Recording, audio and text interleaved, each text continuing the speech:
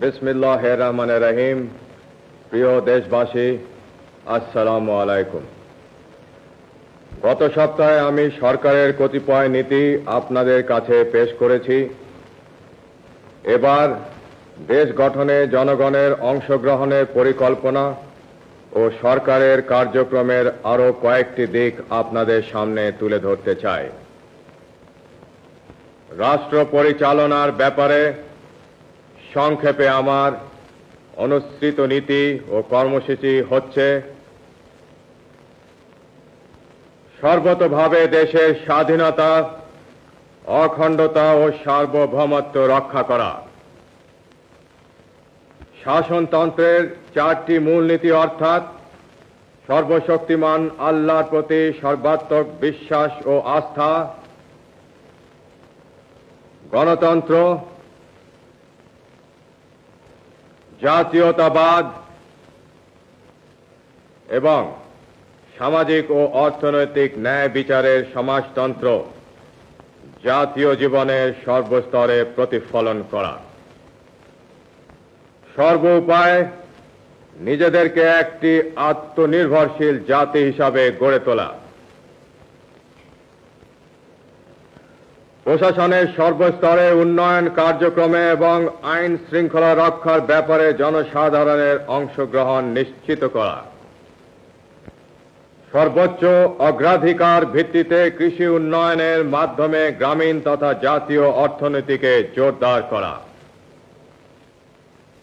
দেশকে খাদ্যে স্বয়ংসম্পূর্ণ করা। দেশে কাপড়ের উৎপাদন বাড়িয়ে সকলের জন্য অন্তত মোটা কাপড় সরবরাহ নিশ্চিত করা।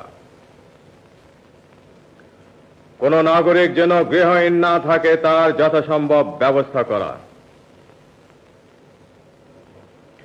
দেশকে নিরক্ষরতার অভিশাপ থেকে মুক্ত করা। সকল দেশবাসীর জন্য ন্যূনতম চিকিৎসার বন্দোবস্ত করা। সমাজে নারীর যথাযোগ্য মর্যাদা প্রতিষ্ঠা করা এবং যুব সমাজকে সুসংহত করে জাতি গঠনে উদ্বুদ্ধ করা। দেশের অর্থনৈতিক উন্নয়নে বেসরকারি খাতে প্রয়োজনীয় উৎসাহ দান। শ্রমিকদের অবস্থার উন্নতি সাধন এবং উৎপাদন বৃদ্ধির সাথে সুস্থ শ্রমিক মালিক সম্পর্ক গড়ে তোলা। সরকারি চাকুরিজীবীদের মধ্যে জনসেবা ও দেশ গঠনের মনোবৃত্তি উৎসাহিত করা এবং তাদের আর্থিক অবস্থার উন্নয়ন করা। জনসংখ্যা বিস্ফোরণ রোধ করা। সকল বিদেশি রাষ্ট্রের সাথে সমতার ভিত্তিতে বন্ধুত্ব গড়ে তোলা এবং মুসলিম দেশগুলোর সাথে সম্পর্ক বিশেষ জোরদার করা। প্রশাসন এবং উন্নয়ন ব্যবস্থা বিকেন্দ্রীয়করণ এবং স্থানীয় সরকারকে শক্তিশালী করা।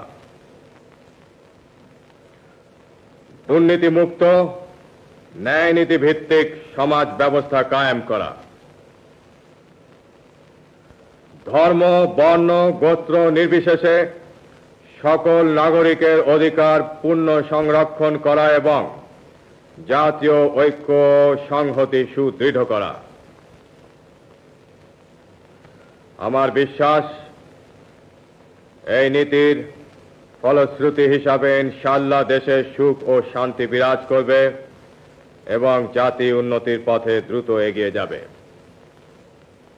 গণতন্ত্রের প্রতি আমার অবিচল আস্থার নিদর্শন স্বরূপ আমি